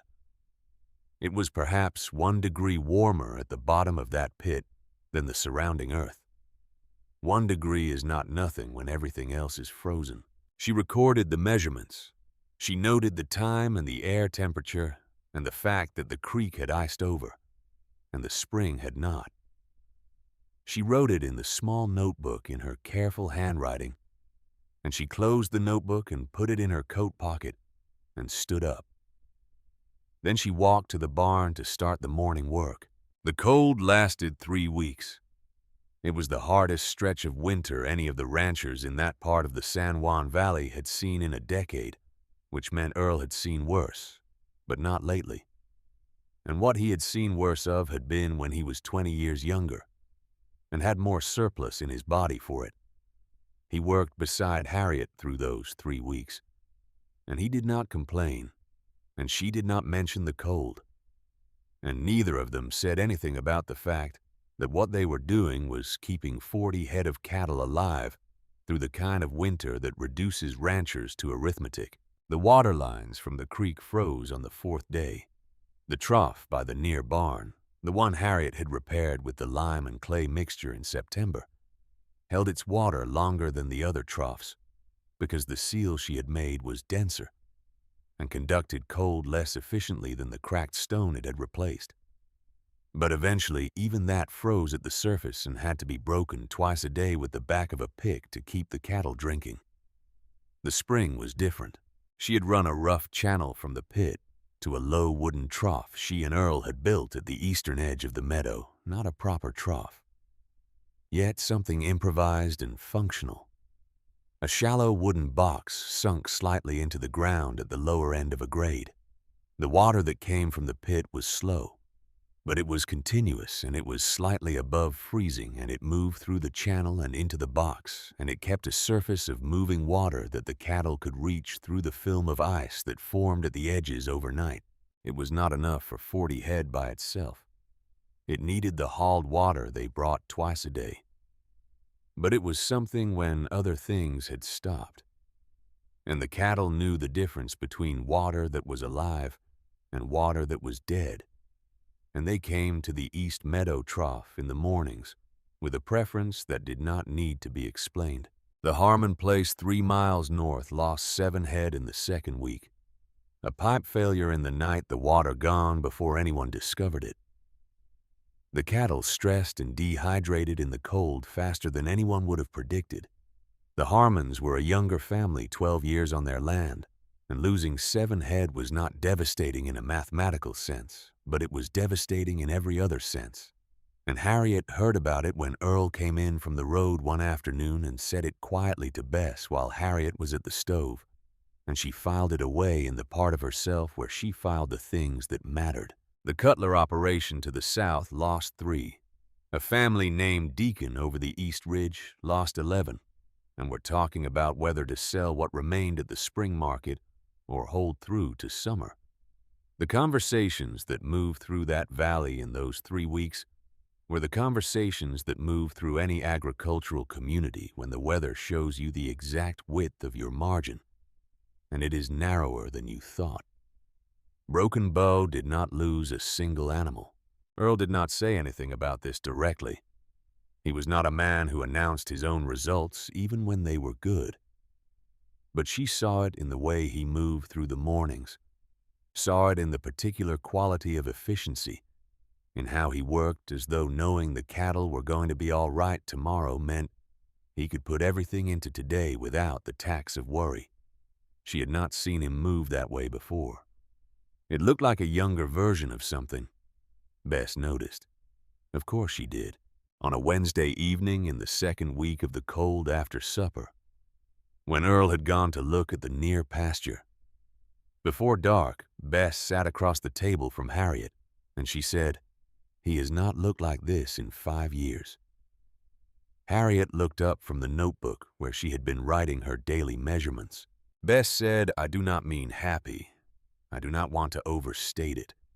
I mean like himself, like the person he was before Thomas." She paused. She looked at her hands. When a person is grieving a long time, it gets into how they move. You stop noticing it because it becomes their normal. And then something shifts, and you see the original person come through for a moment, and you remember what was lost.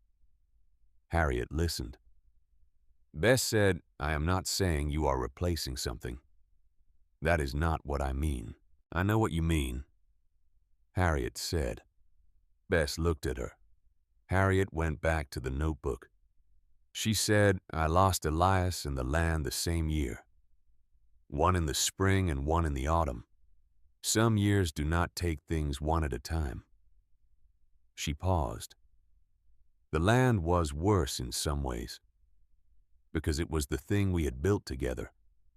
And when it went, there was nothing left that had both of us in it. Bess was quiet. Harriet said, "I know what it is to watch a person come back a little." The fire moved in the grate. Outside, the cold pressed at the window with its steady, impersonal presence. After a while, Earl came back in from the pasture and stamped the cold off his boots at the door and came to the table, and Bess poured him coffee, and the three of them sat in the warmth of the kitchen. And the conversation moved into easier territory, into the cattle and the weather, and what spring would likely bring. It was on a Thursday in the first week of January that the document arrived. Harriet recognized what it was before she opened it. She recognized the quality of the paper, and the return address, and the particular weight of official correspondence that has been carefully composed by someone who is paid to compose things that cannot easily be argued with. She had been expecting something like it. She had not known exactly what form it would take. It was an emergency injunction. Dodd's lawyer had filed it with the district court in Durango on the 28th of December. It argued that the underground water source recently developed on the Broken Bow eastern parcel constituted a tributary flow connected to the watershed protected under the 1861 Territorial Water Agreement. It argued that developing and using such a source without the consent of parties to the original agreement was a violation of that agreement. It sought an immediate order requiring Broken Bow to cease using the spring pending a full hearing.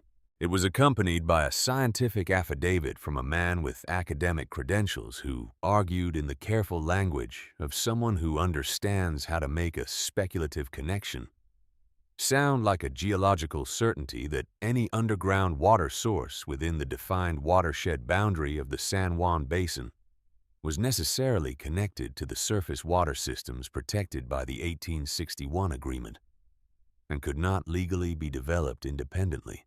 Harriet read it twice. Then she walked to the barn, and she sat on her bed, and she read it a third time.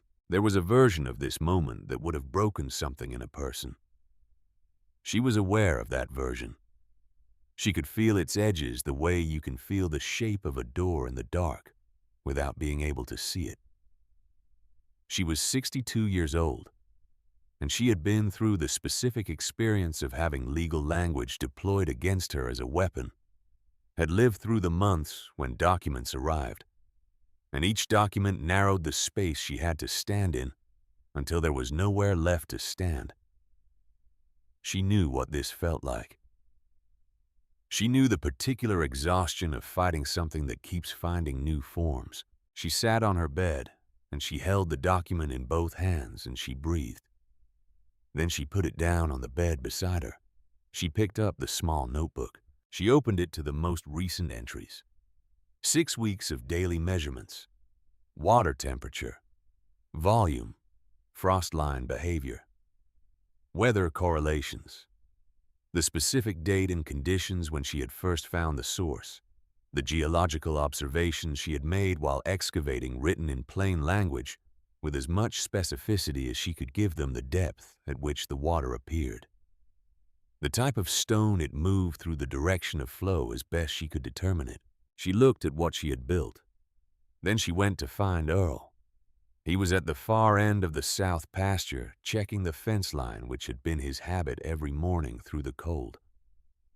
Walking the perimeter at the start of the day, the way you make sure of things you have already made sure of because the stakes of them being wrong are too high to rely on memory. She crossed the pasture and came up beside him, and she gave him the document without saying anything. He read it standing at the fence post, with the cold around them, and the cattle moving in the far corner, and the sky above the peaks, the particular gray of a January day that has not decided what it is going to do yet. He read it once. He folded it.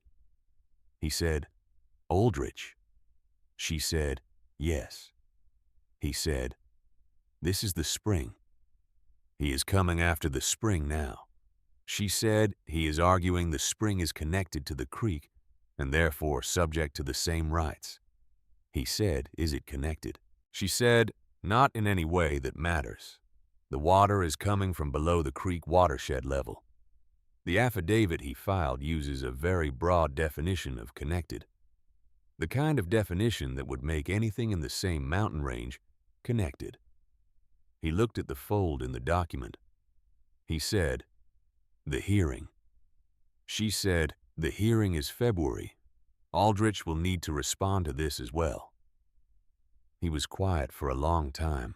She waited. She was good at waiting. She had learned it from the land, from the kind of work that does not go faster, because you push it but only goes correctly because you attend to it. He said, "How long has this been building? This approach? All of these documents?" She looked at the mountain. She said, "Since he understood that the guns were not going to work." He turned to look at her. She said, "The night he came to the gate with the riders, he was reading us, reading what we would do. When he saw we were not going to give and were not going to be frightened, he went back to what he is actually good at." She paused. "He is not actually good at force. He has other people for that. What he is good at is patience and paperwork." Earl looked at her steadily. She said, "But patience and paperwork require a foundation. They require that the thing he is building his case on is real and solid and can withstand examination." She held his eyes. "I do not believe his foundation is as solid as the documents suggest." He said, "Why?" She said, "Because if it were solid, he would not need 3 different arguments. He would have one. A man who is certain of his case does not hedge it with survey disputes and water registration questions and scientific affidavits and emergency injunctions. He uses the strongest argument, and he uses it cleanly. The fact that he is using everything available means he is not certain. He is hoping one of his approaches will be enough before we can establish that none of them are."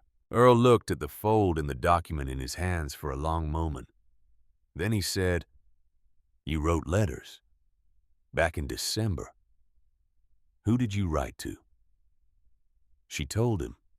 She told him about the 4 letters about the woman in the county north and the land agent over the state line, and the former neighbor in Nebraska, and the woman still fighting a similar claim in another county.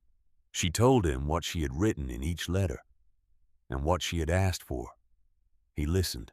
He said, "Have any of them answered?" She said, "3 have." He said, "What did they say?" She said, "Come inside and I will show you." They went back to the house. Harriet went to the barn and came back with 3 letters which she had been keeping in the canvas bag under her bed since they arrived. She spread them on the kitchen table. Bess came and stood at the end of the table and listened. The first letter was from the woman in the county north. Her husband had died in 1876. A man from Pueblo had appeared in the months after offering a loan against the land. The terms had not been as represented.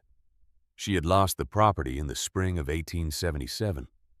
She had been living with her daughter's family since, and she was willing to make a sworn statement before a notary about every detail of the transaction and the person who had conducted it. The second letter was from the former Nebraska neighbor. His situation was slightly different, a sale rather than a loan.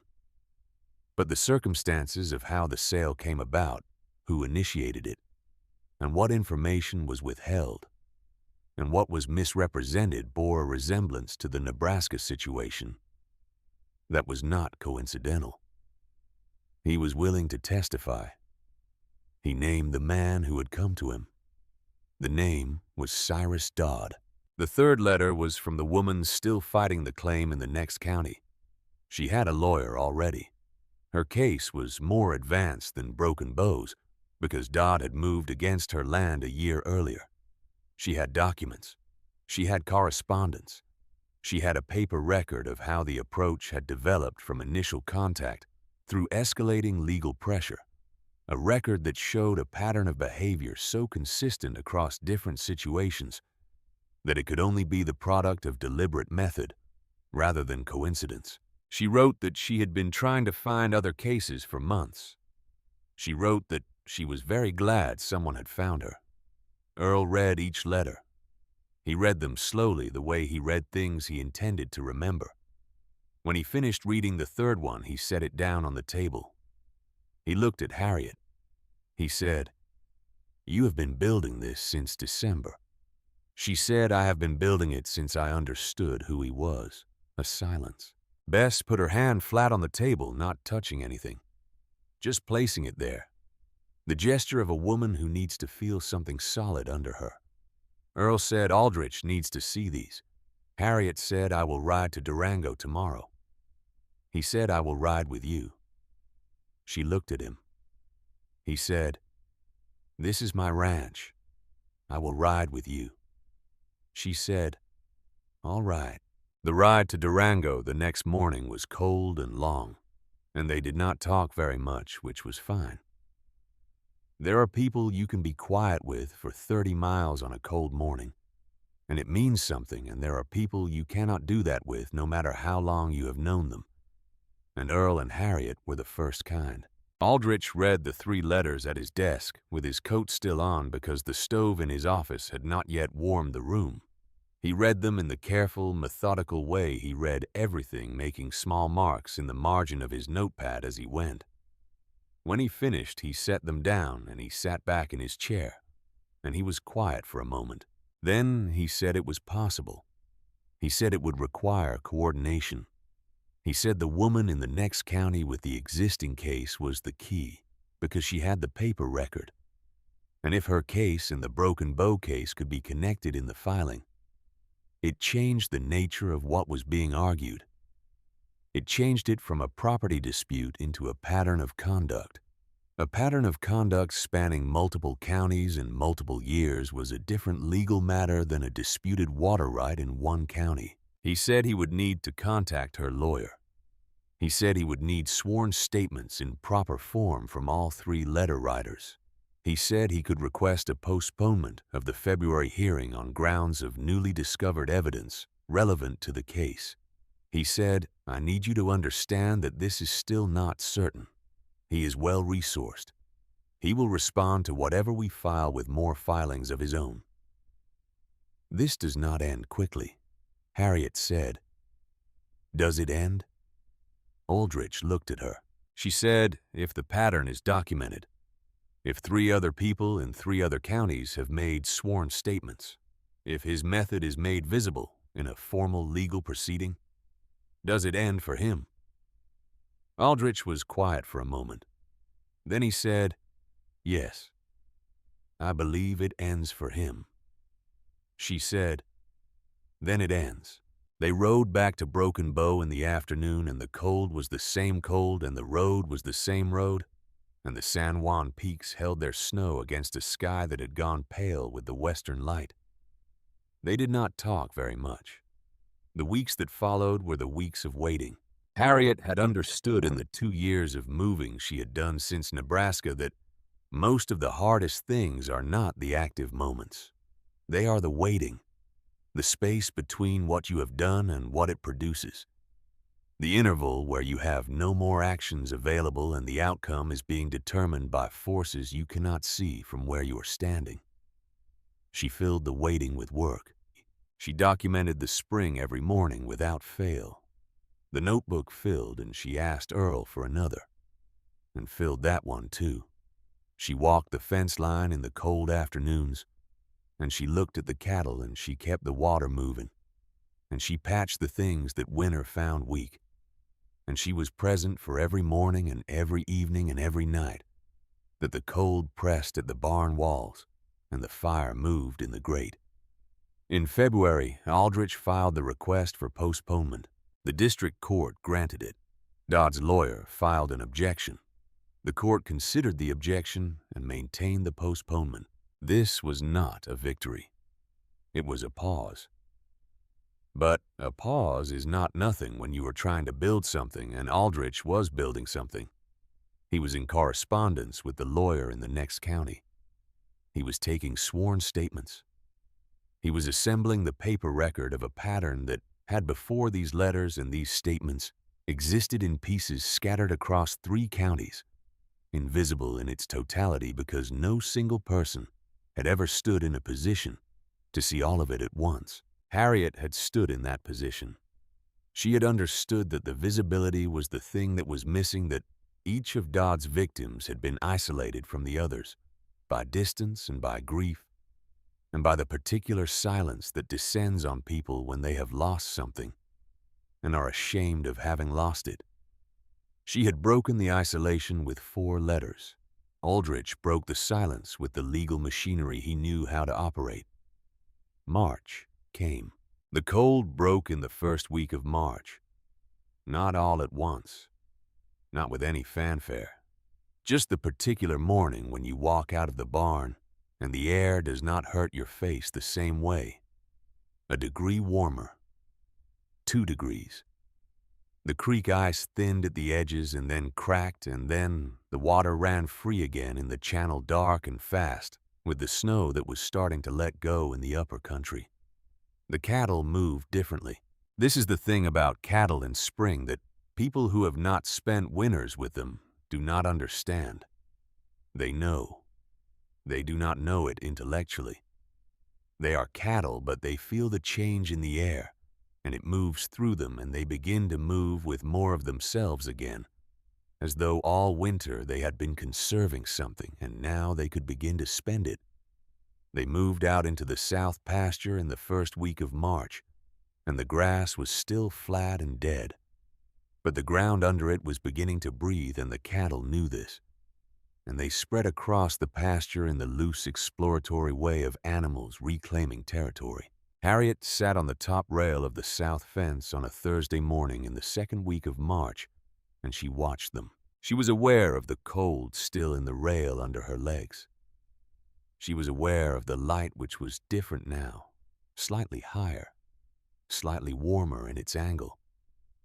The kind of light that does not yet have the warmth of spring, but already has the direction of it. She was aware of Griff conducting his morning patrol of the near pasture with the earnest self-importance that was his permanent condition, and that she had come to find over these months genuinely comforting. She was thinking about the letter. The document from Aldrich had arrived 2 days before. It was a formal legal summary of the case as it now stood, prepared in advance of the rescheduled hearing set for April. It was 21 pages, and she had read all of it. The summary of the pattern of conduct, the sworn statements from 3 other families, the geological counter-assessment from a different expert one Aldrich had commissioned, who argued that the underground spring on the Broken Bow eastern parcel was a distinct water source sourced from a separate aquifer that did not feed into the watershed protected by the 1861 agreement. The strength of the case was visible in its structure. Not overwhelming, not certain, but substantial in a way that Dodd's filing had not been substantial, because it was built from real things, real water moving through real stone, and real people telling the truth about what had happened to them. She had read it twice, and then she had put it down, and she had gone to work.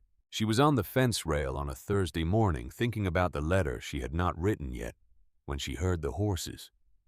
3 horses coming up the track. She stayed on the fence rail for a moment. Then she got down.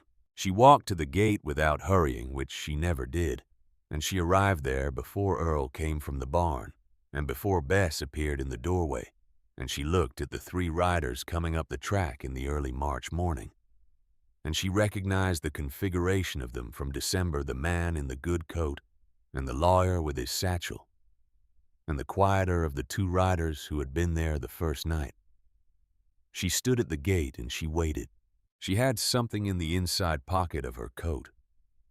She had put it there that morning when she got dressed, not because she had known this specific morning would come, but because she had known it would come soon, and she had wanted to be ready. She had a habit developed over 2 years of being the person to whom documents were delivered, rather than the person delivering them of knowing where the relevant papers were at all times. Dodd dismounted.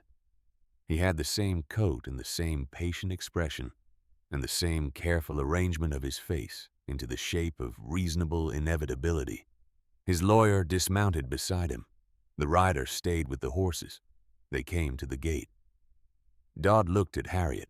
He said, "Mrs. Vance, I was hoping to speak with Mr. Whitfield." Harriet said, "You can speak with me." A pause. He said, "We have a hearing scheduled in April. I believe there are ways to resolve this matter before it reaches that stage that would be better for all parties." She looked at him. She looked at him with the full attention she brought to the East Meadow in the mornings. The attention that was not examination, but something more like recognition, the reading of what was underneath the surface presentation. She looked at him and she was aware of the scar at the corner of his jaw. And she was aware of Nebraska. And she was aware of Elias, and she was aware of all of it. And she let herself be aware of it. And she stood in that awareness without letting it become anything other than information. He said, "A negotiated resolution protects everyone. A hearing creates a record that follows the property. That kind of record affects future transactions, future financing. It creates complications for years." She said, "Complications for whom?" He said, "For the ranch, for whoever owns it going forward." She said, "I see." He began to say something else, something about the practicalities, the costs of litigation, the length of proceedings, the effect on an operation that was already under strain. She reached into the inside pocket of her coat. She took out an envelope. It was a legal envelope, the kind with the return address of the district court clerk printed in the upper left corner. It had arrived 3 days ago. She had signed the receipt and put it in her coat pocket, and she had gone back to work. She held it out. He stopped speaking. He looked at the envelope. She said, "This is notice that the hearing in April has been consolidated with a related proceeding in the adjacent county. The matter now concerns conduct across multiple properties in 3 counties over a period of 6 years. The filing includes sworn statements from 5 witnesses." She paused. She said, "You are free to read the specific contents through your lawyer." Dodd did not take the envelope immediately. He stood at the gate and he looked at it, and then he looked at her face, and something happened in his expression that was not easy to name. It was the adjustment of a man who has encountered the limits of a model he thought was reliable, the recalibration of someone who believed they understood the situation and has just discovered that the situation understood them. His lawyer stepped forward and took the envelope. Dodd said, "This is a significant escalation." She said, "It is a description of what already happened." He looked at her. She held his eyes without looking away, and she did not help him, and she did not hurry him. And she stood at the gate of the Broken Bow Ranch in the early March morning, and she was exactly as still as she needed to be. He said something to his lawyer in a low voice. The lawyer opened the envelope and read the first page, and then the second, and then he said something back to Dodd that Harriet could not hear. Dodd looked at her one more time. Then he turned and walked to his horse. He mounted without looking back. His lawyer mounted. The rider turned his horse. They went back down the track, and Harriet watched them go until the road was empty and the sound of the horses was gone, and there was nothing on the track but the dust their passing had raised already settling. She stood at the gate for a long moment. Then she put her hand on the gatepost, not gripping it, just resting her hand there, the way you rest your hand on something solid, when you need to feel that it is still there. Behind her, she heard Earl's boots on the frozen ground. He came and stood beside her, and they looked at the empty road together. He said, "Was that it?" She said, "I think so." His lawyer read the consolidation notice. Earl was quiet. She said, "He may still try something. Aldrich should know what happened today." He said, "I will send a rider this afternoon." They stood there a little longer. She said, "The cattle look good in the south pasture." He said, "They do. Spring grass in another 2 weeks." She said, "The fence on the south ridge will need another look before the mud season." He said, "I know it." They looked at the empty road and the mountains behind it, and the sky above the mountains, which was the particular blue of early March, not quite winter, and not quite spring, existing in the interval between one thing and the next, with a kind of clean ambiguity. That evening Earl went to the pantry. He came back with the bottle. The good one. The one that lived at the back behind everything else and came out only when something warranted it. He set it on the table. He poured 2 glasses. He paused. He looked at Bess. Then he got a 3rd glass and poured 1 more. He pushed them across the table. Harriet looked at her glass. Earl said, "I want to talk to you about something." She looked at him. He said, "I have a lawyer in Durango who has been drawing up documents for 3 months, since November.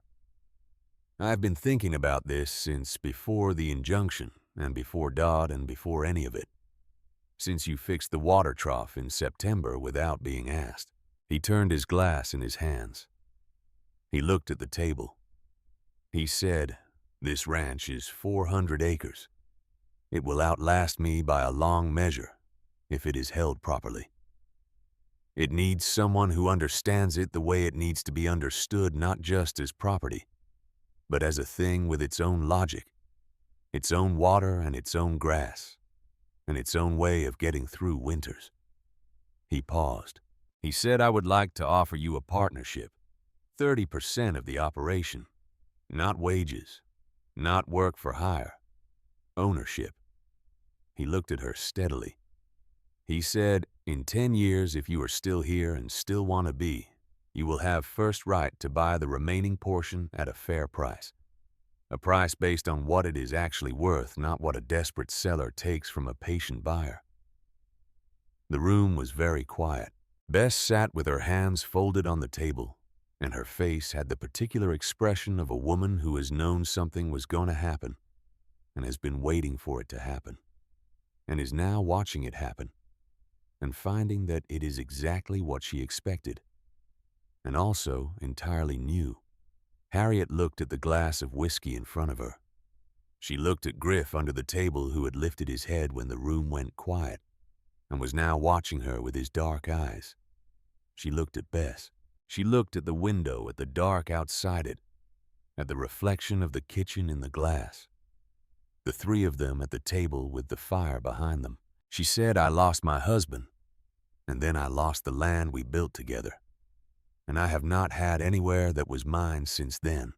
She said it's simply the way you state facts that are past the point of requiring emotion, because the emotion has long since been metabolized into something else. She said, I know what it is worth to have somewhere to stop. I know the specific weight of that. She picked up the glass. She said, I will earn it. Earl said, I know you will.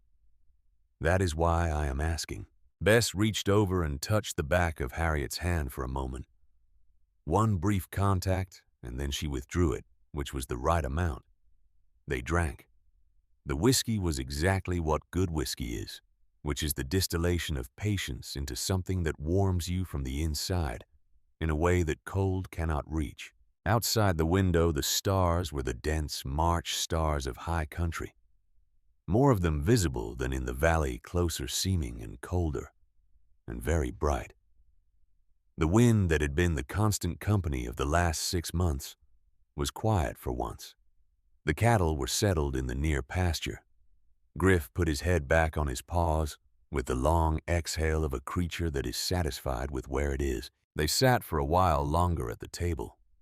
The conversation moved into easy territory, into what the spring would bring and what needed doing in April, and what the fence situation was along the South Ridge, and whether the chestnut mare had finally come around to the idea of being ridden without a disagreement about it. It was ordinary conversation, the kind that is the texture of a life rather than the landmark of it. Harriet was aware of this, and she let herself be aware of it, and she did not make any announcement about it, even inside herself, because some things are diminished by being pointed at.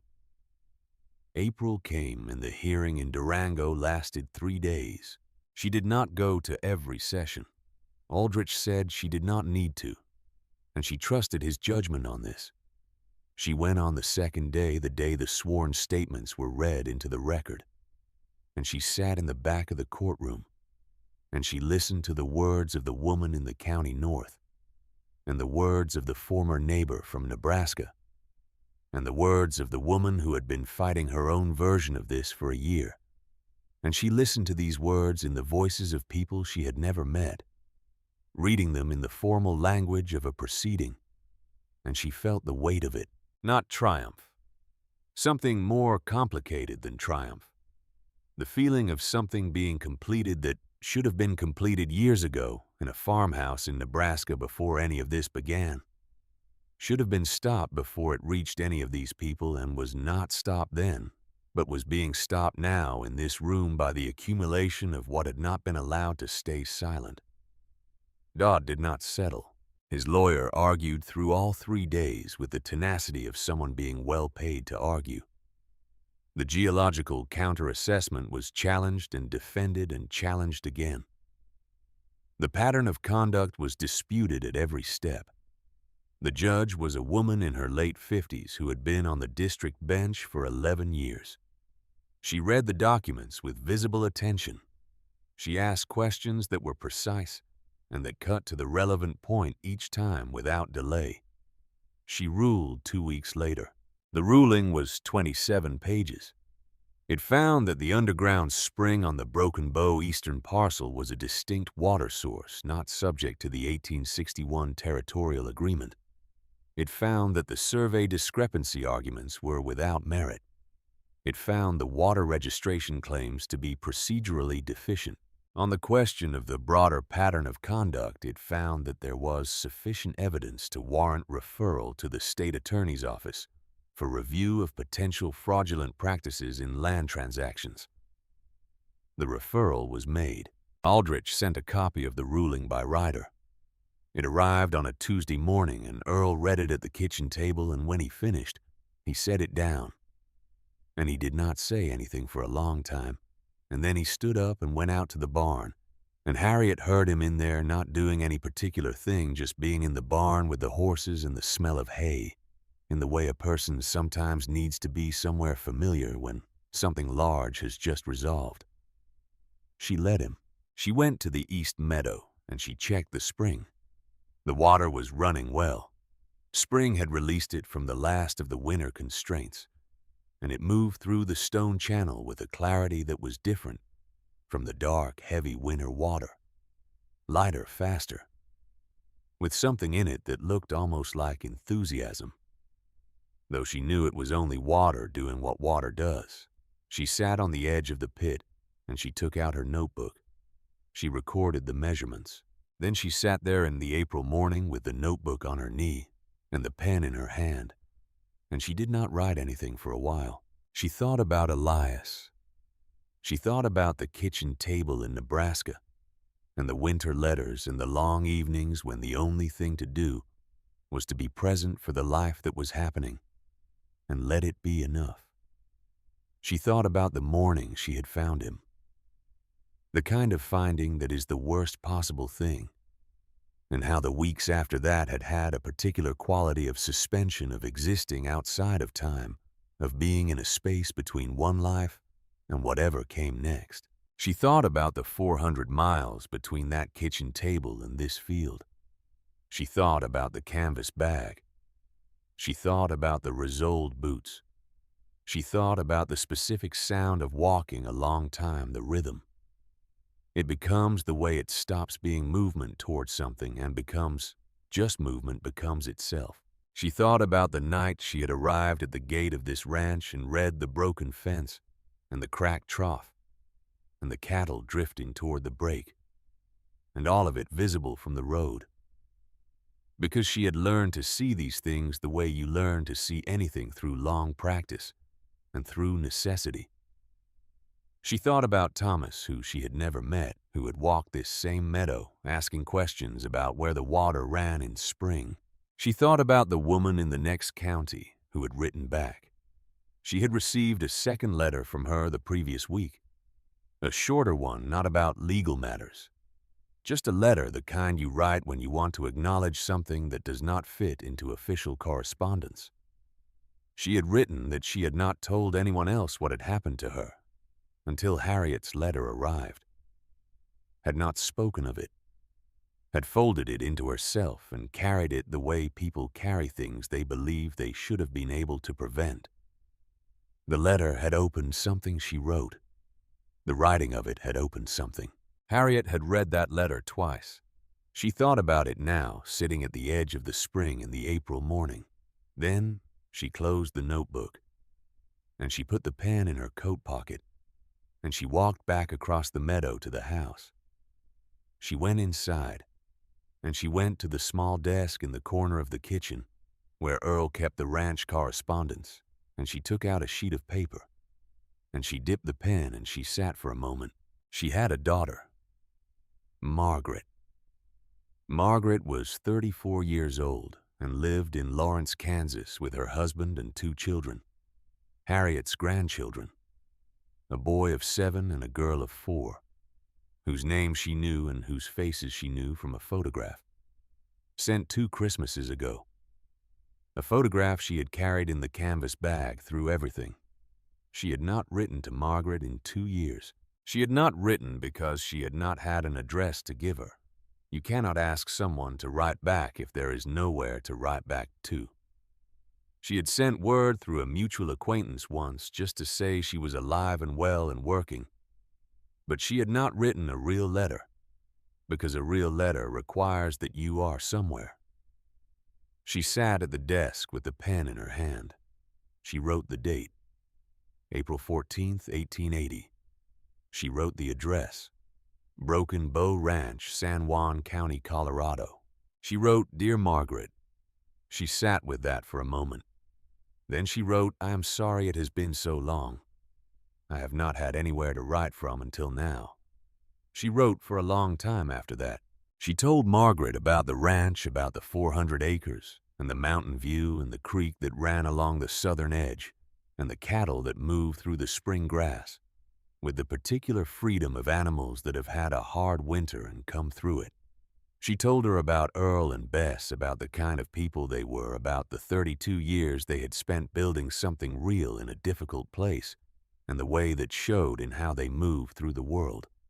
She told her about the spring in the East Meadow, about the water that came up from the stone below the frost line. about the morning she had found it, about what it had meant. She told her about the partnership.